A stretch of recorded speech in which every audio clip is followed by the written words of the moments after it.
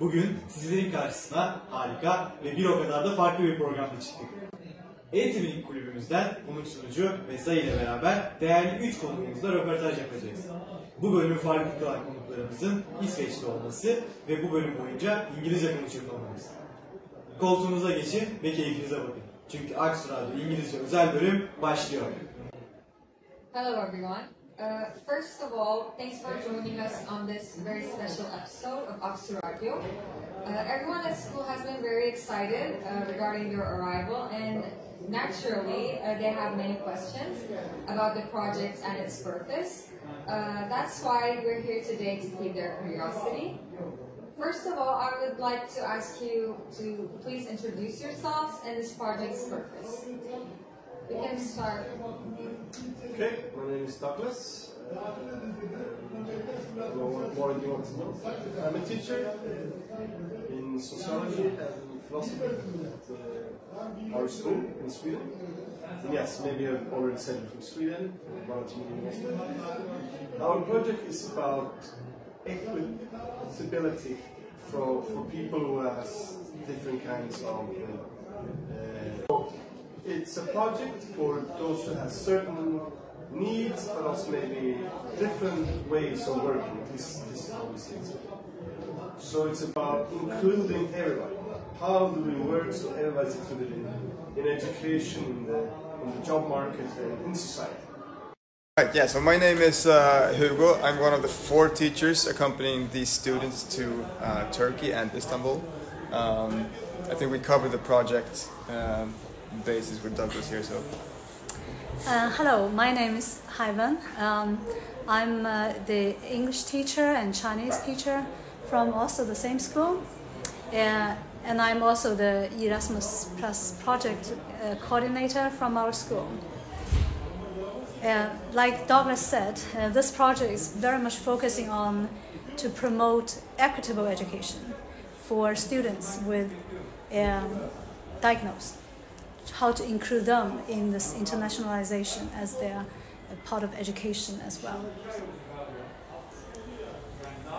Hi, my name is Luisa, and I'm one of the students from the 11th grade that are visiting the school. Yeah, I'm 18. Don't know what else to say. Hello, my name is Isabel. I'm 18 years old. I'm turning 19 this year. I'm in the 12th grade, so I'm graduating this summer. Yeah. As our second question, when in Sweden, what did you think about Turkey and Turkish people, and what were you met with? Did we meet your expectations? Has it been different than how you thought it would be? I can start. Well, I have been to Turkey a few times when I was little, and my view of Turkish people is that you are very welcoming and open, very warm, and that you are very warm. And I think that you met my expectations very well and even more. You were so welcoming and very warm, and yeah. We're very glad you feel that way. Anyone else would like to share their opinions? I think I agree with her mostly. I didn't expect, well, I didn't have any set expectations because I didn't know much about the culture in itself before I came here. It's my first time, so I was happy and surprised that everyone was so nice and welcoming. So This is my second time, and then November was the first. But I have to say that when we when we got the project, and we reached out to all schools in basically the whole Europe, and then trying to find a partner, it was very surprising that most schools that responded to my email were from Turkey. And then it didn't take long for us to, me and Butcher, your teacher, to get connected. And then so far the travel has been really smooth. And it's all thanks to Butcher and her colleagues and your teachers. They have tried so much to make our trips go so well. So overwhelmingly nice. Yeah, we have had our fair share of problems with the weather because the weather was not as I expected, at least. As for the town itself and the people, I think I didn't have much expectations because I really didn't know what to expect, kind of. I went to Turkey once before in, I think it's Side, it's called. Yeah, sort of south coast. So I basically had no idea what to expect here, but you surpassed my expectations anyways.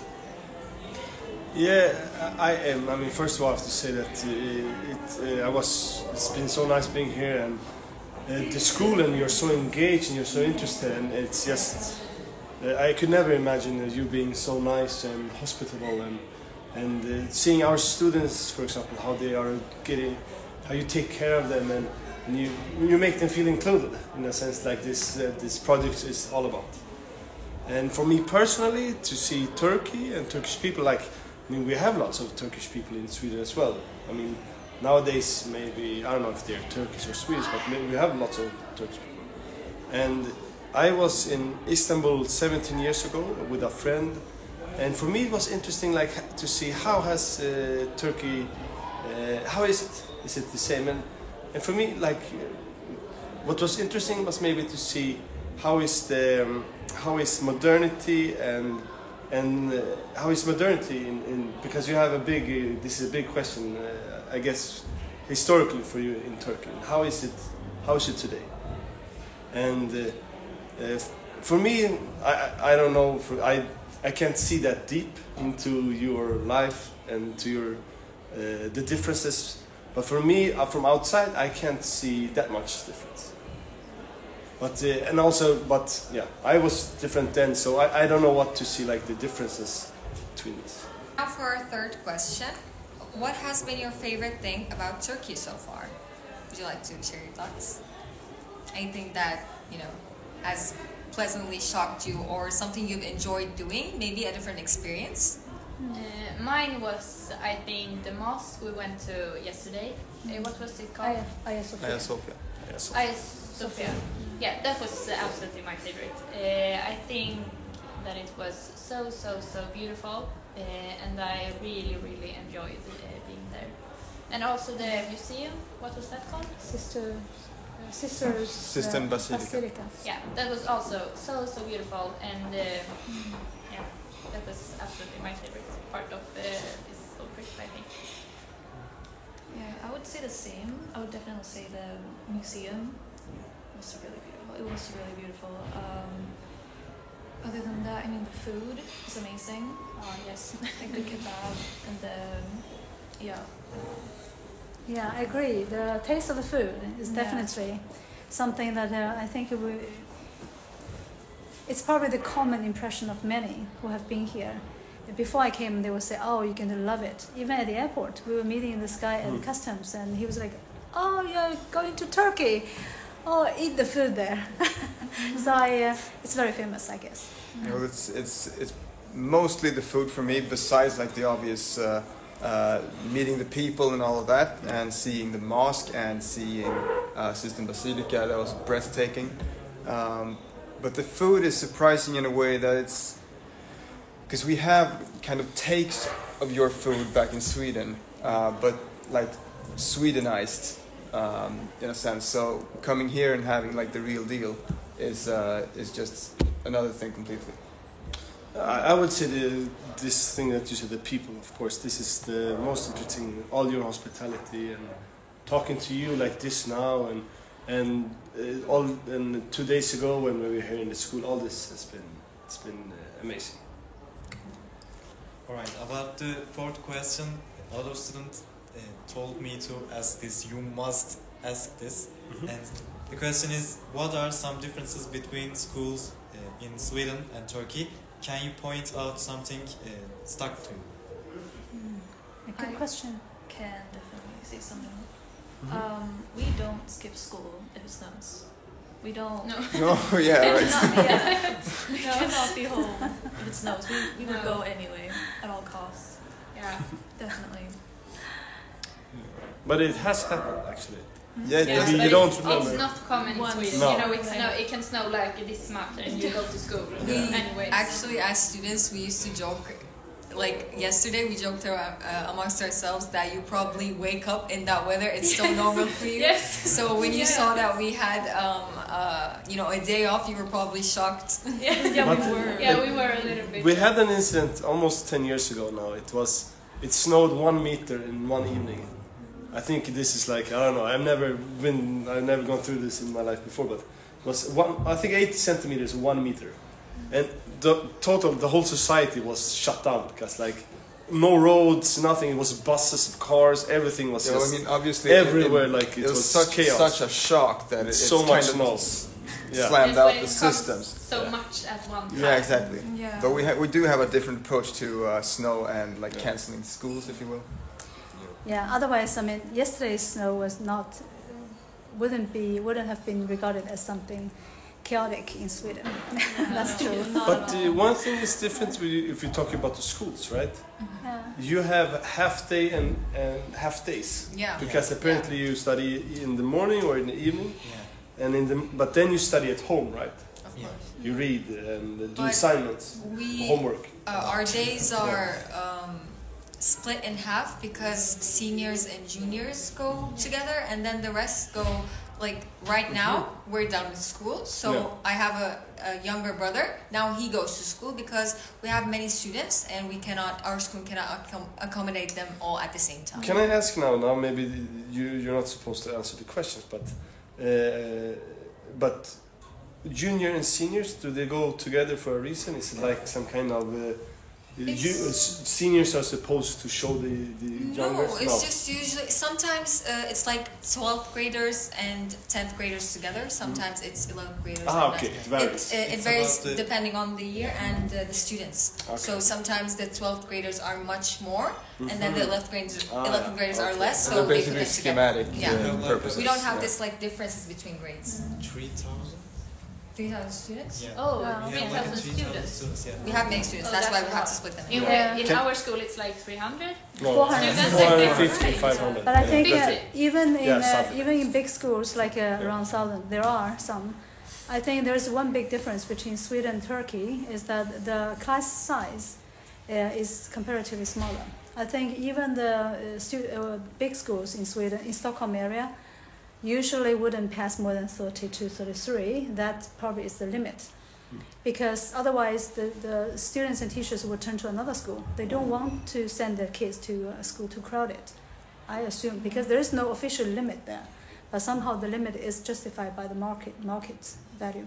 Whereas here, I assume that you have 40 about. It varies. Yeah, some At classes least have 42. 43. Yeah, so I think it's somewhat like a 15% higher. It's in also terms of- because our region, Esenyurt, is very crowded. I mean, this region alone has 1 million residents in Turkey, in Istanbul. So it's very crowded. That's why we have to make up for it in some way. But what amazes me is that all the students are sitting there and patiently listening to the teacher. It's about respect, honestly. It There is, has to and be that- respect between the students and the teachers. And that respect is not easily found in our Swedish. It's a bit more rare, yeah.